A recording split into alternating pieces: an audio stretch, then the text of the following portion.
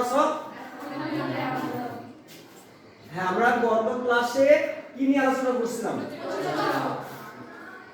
আজ আমরা যেটা নিয়ে আলোচনা করব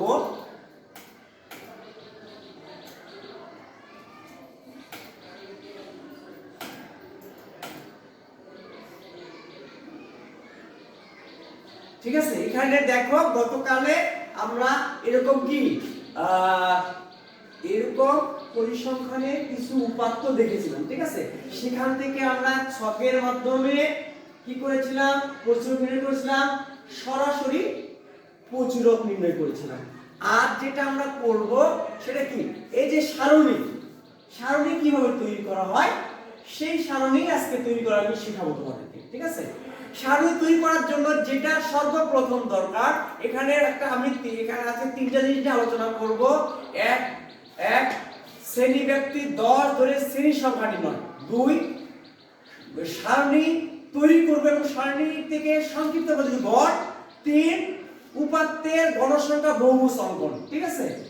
এই তিনটা আলোচনা করার চেষ্টা করব যতটুকু করা যায়, ঠিক আছে।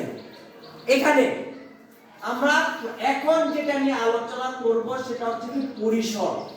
পরিসর কাকে বলে? পরিসর কাকে বলে? মিম বলো দেখি, পরিসর কাকে বলে? সর্বোচ্চ সংখ্যা মাইনাস সর্বনিম্ন সংখ্যা ইনটু প্লাস 1। হ্যাঁ, ও বলেছে সর্বোচ্চ সংখ্যা মাইনাস সর্বনিম্ন সংখ্যা প্লাস 1 বা 1 যেটা বলো, ঠিক আছে। এখন বলো তো এখানে সর্বোচ্চ কত আছে? ওই এটা বলছে এটা না, 92, ঠিক আছে। ও যেটা বলছে সেটা হলো এটা। তাহলে এখানে সর্বোচ্চ সংখ্যা গুনি আমরা দেখো কোনটা, দেখো কোনটা দেখতে পাইছো? হ্যাঁ, 99। সর্বোচ্চ সংখ্যা 99, 92, ঠিক আছে। এখানে কত আসছে? সর্বোচ্চ সংখ্যা 92, সর্বনিম্ন, ঠিক আছে। হ্যাঁ,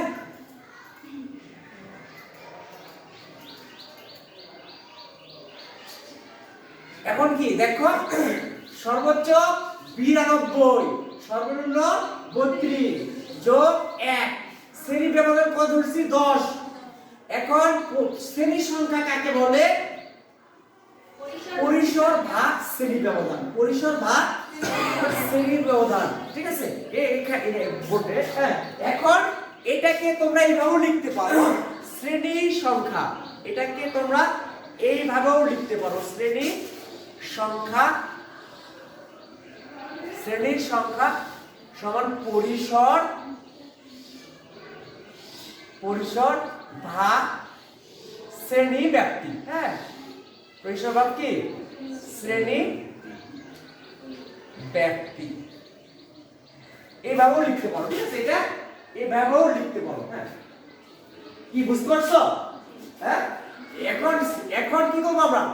এই সংখ্যাগুলো নিব। হ্যাঁ, এবারে ছক আঁকবো, ঠিক আছে। ছক আঁকবো আমরা একবারে, মিমের জন্য কি সহজ হবে, আমরা একবারে আঁকতেছি, যেহেতু আমাদের কি সংক্ষিপ্ত পদ্ধতিতে গড় নির্ণয় করতে হবে। কি করতে হবে?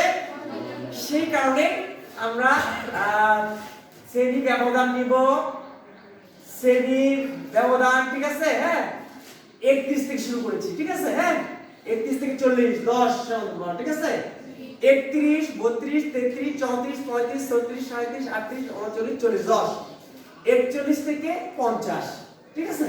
41 থেকে 50, 51 থেকে 60, 61 থেকে 70, 71 থেকে 80, 81 থেকে 90, 91 থেকে 100।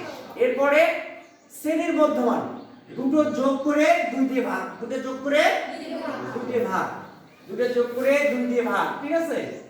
35, একটা যোগ করে আর লাগবে না, একটা যোগ করে 2 দিয়ে ভাগ করে 10 করে যোগ করলেই হবে। 35.5, 10 এ 45.5, 55.5, এইভাবে কি 95.5। এবার যেটা করব, ট্যালি আর গণসংখ্যা। ট্যালি আর কি? ট্যালি। 88 কোথায় আছে বলো তো? কোন ঘরে? 88 কোন ঘরে আছে? প্রথম 31 থেকে 40, 88 কোথায় আছে? 81 থেকে 90 এই একটা নিব, আউট করে দেব। আমরা কি করব? আমি আউট করে দিছি ওখান থেকে, ঠিক আছে? আর তোমরা কি করবে? পেন্সিল দিয়ে কেটে দিবে, পেন্সিল দিয়ে করবা কেটে দিবে, ঠিক আছে? 88। এবার কত আছে? 78। 78 এর কোথায়? 71 থেকে 80 এই ঘরে নাকি? আমি এখানে এসে দেব, ঠিক আছে?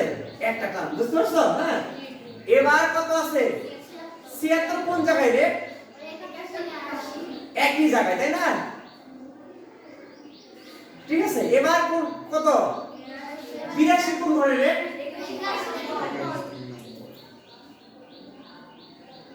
ঠিক আছে, এবার কত আছে? 92 কোন ঘরে? একবারে লাস্ট ঘরে, হ্যাঁ, একবারে লাস্ট ঘরে। এবার কত আছে রে? 72। 72 কোন ঘরে? 71 থেকে 80 ঘরে। এবার কত আছে? 68 কোন ঘরে? 61 থেকে 70। এবার কত আছে? 51 থেকে 60। এবার কত আছে? 47 ঘর কোনটা? 41 থেকে 50। এই ঘরে না?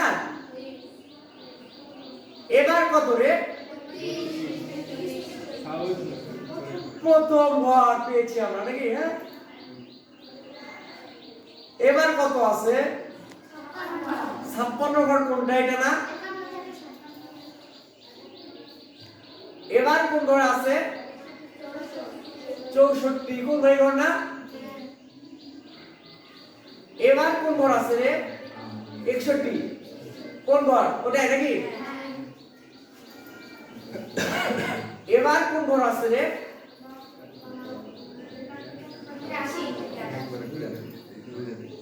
এই বুঝতে পারছো তোমরা? এবার কোন ঘর আছে? ওখানে। এখানে হলে টান দিতে হবে, টান দিতে হবে, করতে হবে এইভাবে টান, ঠিক আছে? হ্যাঁ, টানটা উল্টা দিয়ে দিতে হচ্ছে। হ্যাঁ, এবার কত আছে রে? 92 কোথায়? এখানে না? এবার কত আছে?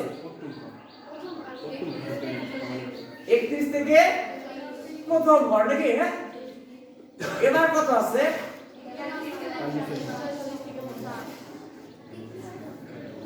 এবার কত আছে রে?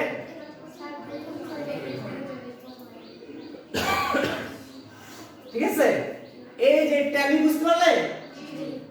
এখন এবার কত আছে? আমার আসতো নাকি? হ্যাঁ, কত? এবার এই ঘর নাকি? এবার এবার এবার কোথায়?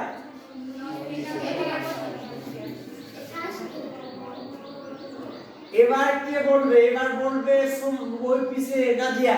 এটা কোন ঘরে? 41 থেকে 50। তারপরটা কোন ঘরে? তারপরটা কোন ঘরে? 51 থেকে 60। তারপরটা কোন ঘরে? 61 থেকে 70। তারপরেরটা কোন ঘরে? 31 থেকে 40। তারপরটা কোন ঘরে? এখন প্রথম ট্যালি কত হয়েছে? 4 না? ঠিক আছে, 4। তারপরটা? তারপরটা? তারপরটা? তারপরটা? তারপরটা? তারপরটা? কি বুঝতে পেরেছো তোমরা? আমরা একটা গণসংখ্যা সারণী তৈরি করলাম।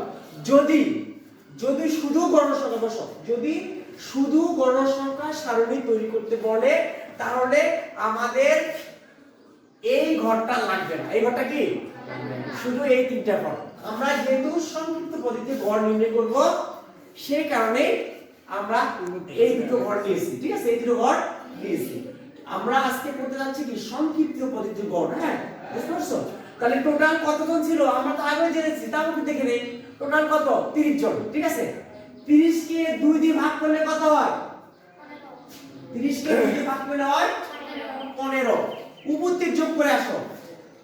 4 আর 4 এ 8 আর 3 এ 11, 11 আর 8 এ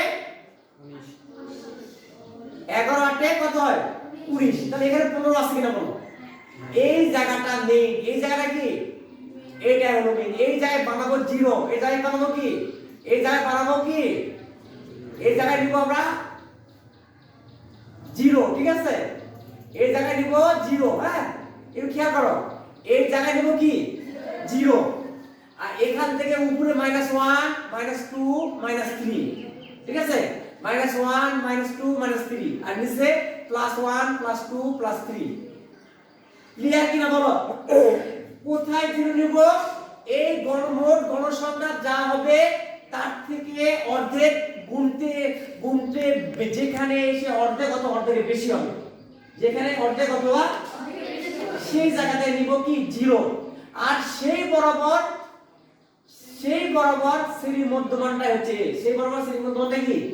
a, ঠিক আছে? আর এখানে 0 এর উপরে -1 -2 -3 আর 0 এর নিচে +1 +2 +3 আর ওভার থাকলে কি হতো? 4 5 5 উঠে যেত, ঠিক আছে? কম থাকলে আরো কম হতো। এবার যে কাজটা করব সেই কাজটা কি? এই দুটো গুণ করব। কি করব?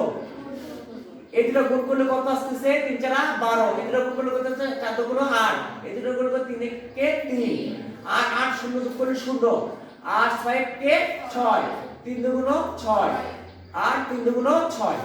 এবার ক্যালকুলেটরে নিব। কি করব? ক্যালকুলেটরে হিসাব করব। কিভাবে হিসাব করব? এই 6 যোগ 6 যোগ 6 যোগ 0 -3 -8 -12 ইকুয়াল দেব। ইকুয়াল দিলে আর কত? -5। ইকুয়াল দিলে কত আসবে? বুঝতে পারছো? ইকুয়াল দিলে -5। তাহলে কি এটা? FIUI সমান কত পেলাম? -5। FIUI সমান কত পেলাম? -5, ঠিক আছে? এবার আমরা সূত্রে চলে যাই। এবার কি করি? এই সূত্র কি? a সমান কত পেয়েছি? a সমান কত পেয়েছি? a সমান 65.5, ঠিক আছে? আর FIUI সমান কত? -5। n সমান কত? 30। h সমান কত? 10। h সমান কত? h মানে শ্রেণীব্যাপ্তি সব ক্ষেত্রে একই। h সমান কি? শ্রেণীব্যাপ্তি সবার ক্ষেত্রে একই, হ্যাঁ? এখন মানগুলো আমরা বসাই দিয়েছি। মানগুলো কি করছি? ঠিক আছে? সবটা একই হলে ভালো হতো। ক্যালকুলেটরে ডাইরেক্ট হিসাব করতে পারবে। এই যে এই প্লাস আর এই মাইনাস, এর প্লাসে মাইনাসে মাইনাস, ঠিক আছে? এই প্লাস মাইনাসে কি? মাইনাস। আর 5 10 50 ভাগ 30 করলে 1.7, ঠিক আছে? 1.7 এখানে বাদ দিলে যেটা হবে সেটা কি? এটাই হলো সংক্ষিপ্ত পদ্ধতি গড়। এটা হলো কি? এটা হলো কি? সংক্ষিপ্ত পদ্ধতি গড় নির্ণয়, ঠিক আছে? এটা হলো কি? সংক্ষিপ্ত পদ্ধতি গড় নির্ণয়। এটা নিয়ে কারো কোনো প্রশ্ন আছে তোমাদের?